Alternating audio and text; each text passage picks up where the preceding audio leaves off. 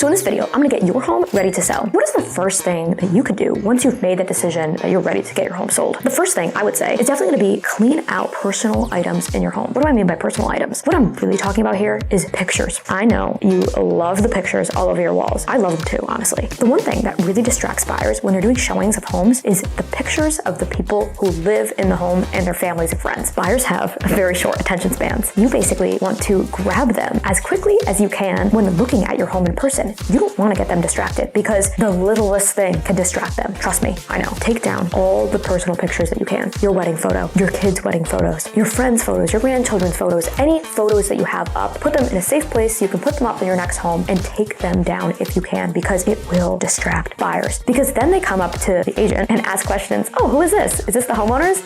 Is this their daughter? Is this their husband, wife, boyfriend, girlfriend? You get all these different questions. So it's very, very distracting. And then as an agent, you try to get them back on track to the property and what they would love about the property and how it would affect their life. But they already kind of gone down a tangent of who the homeowner is and who are these people. I know it sounds extreme, but trust me, I've seen it hundreds of times, maybe even thousands of times at this point, that buyers get very, very distracted. This is the easiest way to distract a buyer. So just take the pictures down. That way you don't have to deal with it. So another thing that I like to recommend is getting a professional home cleaning done. Now, I say professional because you can definitely clean your home yourself. Selling a home requires a very, very deep cleaning because buyers are going to be going in all different types of places. Closets, crawl spaces, nooks and crannies of the bathrooms. Like, they're really, really, really going to be looking at your property. So I say just get it professionally cleaned. There are companies and cleaning teams that specialize in move in, move out cleanings. And even though you're not moving out per se yet, they know what to do and they know how to work around your furniture. So I would say just go that route. Now, another thing I typically recommend is to do light repairs and light painting. What do I mean by light repairs? Say if a doorknob is broken or a handle on a kitchen cabinet is broken, things like that are just an eyesore and can be fixed very relatively easy, I would say to get done. If you've watched any of my other videos, you probably know I'm very, very against major renovations and major repairs. And here's why. I see so many homeowners put all this money into renovations right before selling their home, and they don't end up getting the money back. Typically, for every dollar that is spent on a renovation, you're typically only seeing about 60 cents